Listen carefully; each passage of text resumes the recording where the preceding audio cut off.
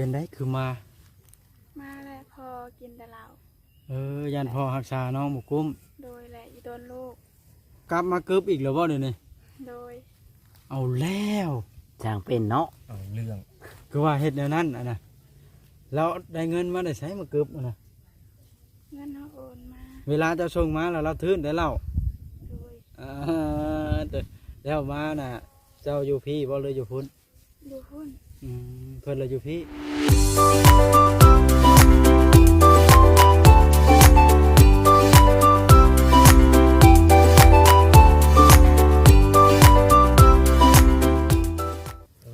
มาฮอดมื้อใดนี่น้องใหม่มาฮอดมื้อเช้านี่มาฮอดมื้อเช้านี้บ่าวบดเอาสิให้บ่าวบดถามพี่น้องเลยพอน้องแพทย์สิปล่อยให้บ่าวบดถามเดี๋ยวสิช้ำกันบ่นกันเขาเรื่องเลยแล้วกันเป็นได้คือมาแล้วพอกินแต่เหล้ายันพอหักษาน้องบุกุ้มโดยแหละอีโดนลูกกลับมากึบอีกแล้วบ่เดี๋ยวนี้โดยเอาแล้วจางเป็นเนาะเอาเรื่องคือว่าเฮ็ดแนวนั้นอ่ะนะเราได้เงินมาได้ใช้มากึบอ่ะนะเงินเขาโอนมาเวลาเจ้าส่งมาแล้วเราทื่นได้เล่าโดยแล้วมาน่ะเจ้าอยู่พี่บ่เลยอยู่พุ่นอยู่พุ่นเพิ่นเลยอยู่พี่โดยค่อยไปหาบ่เห็นอยู่เฮือนเจ้าพี่หาก็มากินมาแต่เมียนเฮือนโอ้ไม่ว่าเจ้าเมื่อปัดกวาดบ่ปล่อยน้องแล่นไปน้ำพอเท่าเพิ่นคำเพิ่นอยากไปนะไปปริ้นนะบ่เห็นไหมพอเท่าบ่เลยพอปู่ปะเถาเรียนน้ำพอยไปหาพอยบ่ไปคือได้ข่าวว่าน้องหมายสิมีข่าวดีบ่เรื่องไหนโน้แล้วค่อยเห็นแล้วอันลงสตอรี่เดี๋ยวแม่นว่าล่ะบ่แล้วบ่ฮู้เลยรอถามมือเราอันเปิดเผยพร้อมก่อนจังบอกเนาะ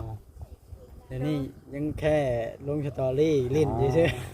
ๆบ่าวบอสติดตามข่าวเป็นโมเมนต์ติดตามเขาเพราะว่าคอยเป็นเพื่อนกันในเพจเนาะมันก็เลยเห็นใช่คอยเห็นเจ้าลงเพจว่าวันที่25จังมามันเร่งด่วนบ่มันเหาะลูกแห้งแล้วมาให้เล่าที่เราเป็นก่อนเจ้าจังลงมานี่มันเป็นอะไรเราเฮ็ดไปได้เนี่ยไทยกลางบ้านโทรไปบอกว่าพอยามพอเมามาเลยยันลูกบ่ได้กินข้าวกินน้ำเพราะว่านอนกะเวลาพอเมากะนอนเกือกขี้ดินนอนกลางค่ำกลางคืนก็ให้เบิดคืนแล้วบ้านนี้เจ้ามาเนี่ยไผสิหาเงินให้ซื้อนมลูกบ้านมันสิไปรับจ้างดำนาไปหารับจ้างทำให้ดำนาเอาโดยทางเป็นนะลิต้องพอเจ้าในผู้มันยาแล้วได้ช่วงหนึ่งนะยาเรามากินอีกกลับมากินอีกบ้านนี้แหละอันนี้เนาะคนผู้เก่าเลยเดี๋ยวใช่ค่อยจะได้เหลือใช้ว่าเพื่อนคนผู้เก่าในว่าจะเลิกเนาะน้องกระจ้อยลงแล้วได้บ้านลูกเจ้านี่เนาะโดยแม่บ่เห็นไหมว่าแพทย์อุ้มเอาคนน้อยไปส่งเงินพ่อแล้วเนี่ยอยู่แล้วใช่ค่อยอุ้มอยู่อะไรเอาโทรศัพท์ให้พ่อเอาเลยบอกว่าในวันรายเดือนโยกความบุเห็นรายเดือนเนาะพ่อยังเอาบุเงียวไหนน้องเวลาเพิ่นก่อนคุยคือบุญนางสารเนาะกับพนักชาติโบกไก่ยันเพื่อนกันโอ้ดีบอกว่ายับเข้าใกล้โพดบ่แล้วเราเอาคอยมันสิบ่ได้ยินเนาะแม่น้องใหม่แบบว่าสมมุติว่ากลับขึ้นไปเฮ็ดเองนี่เพิ่นสิฮับอยู่บ่ฮับเพิ่นฮับตลอดเนาะโดยเพิ่นยังบ่ได้คนเนาะถ้าโดนๆนึงก็เพิ่นได้คนเพิ่นก็บ่ฮับเนาะใจดีอีหลีเฒ่าแก่เจ้าเนาะเลยลูกก็ให้บ่นะแม่เพิ่นว่าแล้วบ่ายนะลูกขี้นอนแม่ชื่อแล้วมีแผนการสิไปอีกบ่น้องมาบ่ไหวแล้วดำนาอย่างเดียวบ่นะถ้าเบิ่งแล้วดำนาฉันไปก็สิเอาไปน้ำเอาไปน้ำบ่นะ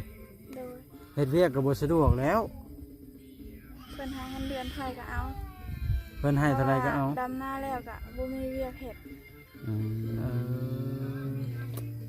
อ อยู่น้ำเพิ่นเพิ่นให้เท่าใดก็เอาเนาะ เจ้าไปนะขออนุญาตถามหน่อยเด้อ โดย เดือนหนึงเท่าไรอะเนี่ย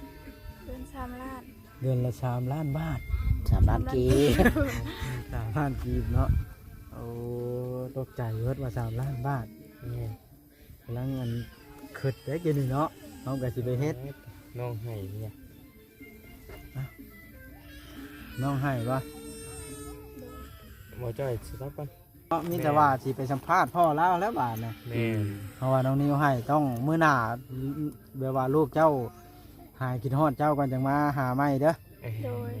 มื้อเจ้าอยู่พุ่นแล้วมื้ออื่นเจ้าก็สิไปดำน้านี่เนาะ โดย เดี๋ยวยังพังเบิ่งก่อนอยู่ปะ ไป ไปเลยบ่ได้เมื่อยเนาะ บ่ได้พักผ่อนเลย พอสิเว้าตรงๆน้องใหม่เจ้างามขึ้นแน่นี่บ่จอยก็เที่ยวกับมาสัมภาษณ์แล้วแบบ ไปให้แล้วเอาลูกแล้ว เอาโอ เรา เค ให้ ลูกคนน้อยให้ไปเอาลูกเจ้าก็สิไปสัมภาษณ์พ่อเนาะ เฮ้ยพี่น้อง ไม่ได้คือว่ากินเหล้าแมวเนาะกลับมาแล้วน้ำมันจะจบ ลูกเราให้พี่น้องเอ้ย จะมากับไผ่น่ะบุรีวะโอ้ในบ้านนี่ปะ อืม สร้างตื่นนะลิเนาะโอ้ เอาแล้วบ่ได้ หวาน สบายดี โดยสวัสดีอันนี้ เช้ามื้อติ เป็นไหนๆบ่ได้สีผ้าบ่เดี๋ยวนี้ เฮ็ดหยังอันนั้นน่ะ นั่ง เดี๋ยวอ๋ออยู่กับไผอันนี้น่ะ อยู่กับหลาน หลานเจ้าบ่ โดย อ๋อคิดว่าลูกเจ้าบ่แม่น โอ้ เนาะ บ่แม่นเขายังบ่มีผัว อืมได้ยินข่าวว่าสิเอาผัวแล้วบ่ บ่ เอ้าบ่แม่นติ บ่แม่น ผู้ใดจะเว้าซั่น ไปสิฮู้ อืม อย่าอ้างทำก็แล้วกัน ว่าท่านหมอมาจีบเจ้าแม่นบ่ บ่ บ่แม่น บ่แม่น เจ้าบ่ได้มักดาบ่ บ่บ่มัก อืม เรื่องเลยน้องคนลูกแพทย์เจ้าจะตัวไปเยอะ สาวจ๊อกเนาะนี่เนาะ โดย อืมอันนี้ได้ฉัน สาวไข่ สาวไข่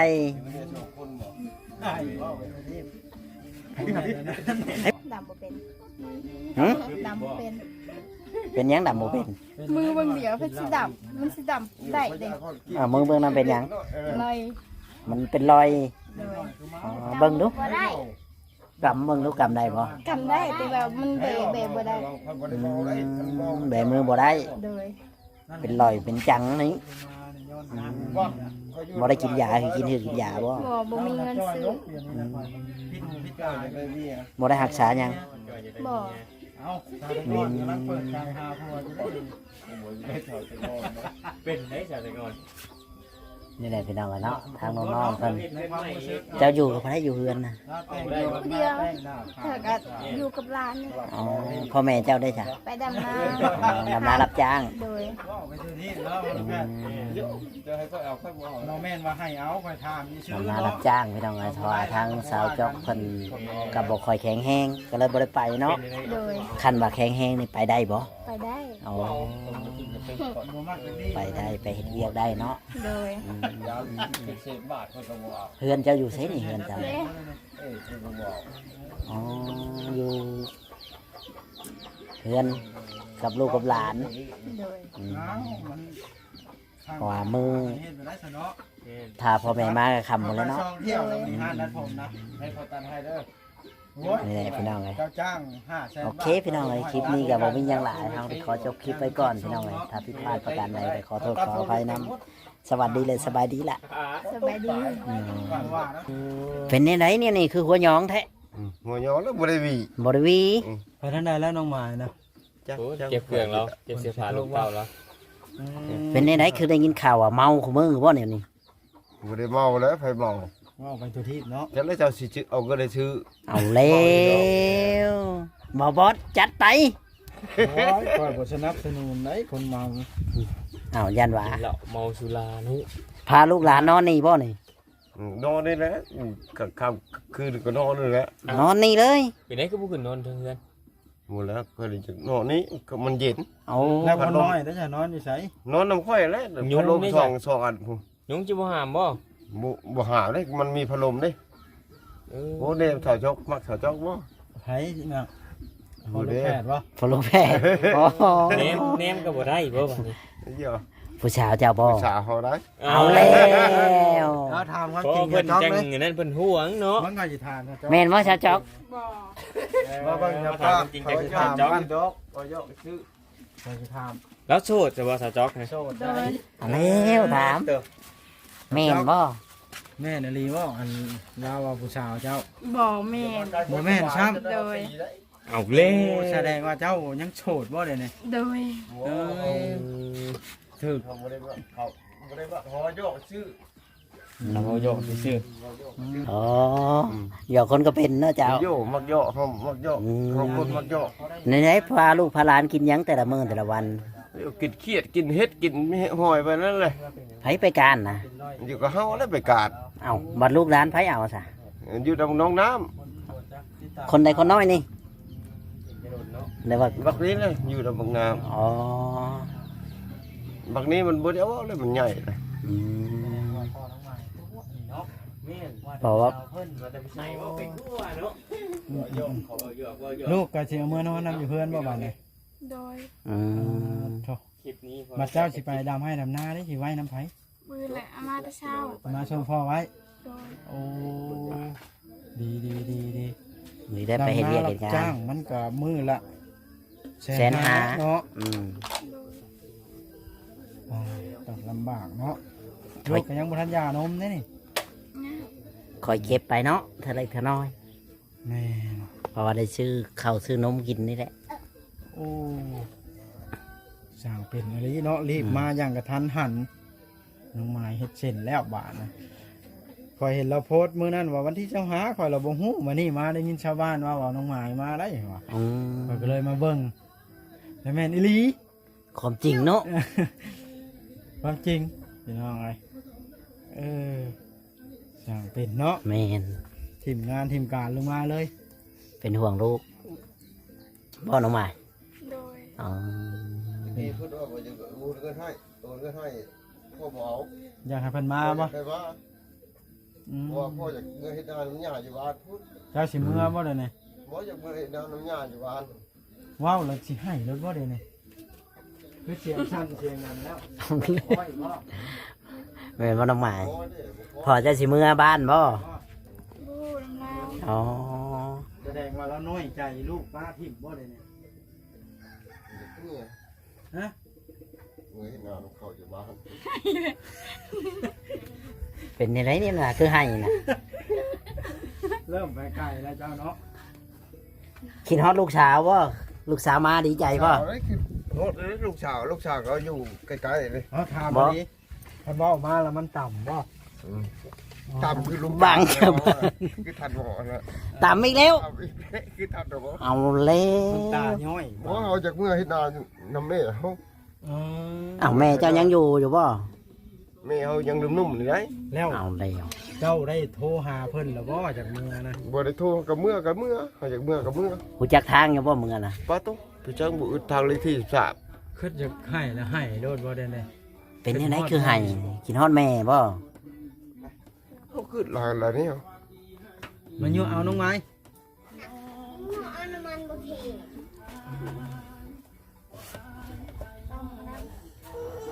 คือหลายแนวหลายอันหลายแนว อืม เลยให้บ่ มันต่ำเนาะ เนาะ อืม มันต่ำมันน้อยใจเนาะ อยู่น้ำเขากับลูกมันก็อยู่เกือบ2 เดือนป่ายเกือบ2 เดือน แล้วล่ะ คือหลาย คิดเรื่องใด คือเป็นห่วงหลานบ่หรือว่าหยัง คือเป็นห่วงหมดยาก อืม แสดง ขน ว่า มคือลูกกับบุตรสเตะ เอาเร็ว คือเว่าอย่างฉัน ขับมาโวยอยู่คนเงิน แสดงว่าอันนั้น ลูกชายกันเลย ต่ำแห้งและกินเหล้าเนาะของเราเนี่ย อย่าเขากินนะพุทธะเอาขออนุญาตเด้อ เจ้า พี่น้องพ่อแม่พี่น้องทางมาจอยก็สิขอจบคลิปไว้ก่อนพ่อแม่พี่น้องถ้าว่าผิดพลาดประการใดก็ขอโทษขออภัยนำพ่อแม่พี่น้อง FC เนาะมื้อนี้ก็ได้มาถ่ายน้องไม้แล้วก็พ่อแล้วก็สาวจ๊อกหลายๆคนอะไรพี่น้องเนาะที่ว่ามาจอยได้มาถ่ายอาจจะว้าวมันบ่ลื่นหูก็ขอโทษขออภัยนำพ่อแม่พี่น้องทุกท่านทุกคนที่เข้ามาดูมาชมเนาะช่องหมอจอยชาแนลพี่น้องเนาะฝากเป็นกำลังใจให้ในเด้อพ่อแม่พี่น้องสิบ่ได้พลาดคลิปใหม่ๆที่บ่จอยลงไปพี่น้องเลยเพราะว่าน้องไม้ก็ได้เดินทางมาเพราะว่าเรื่อง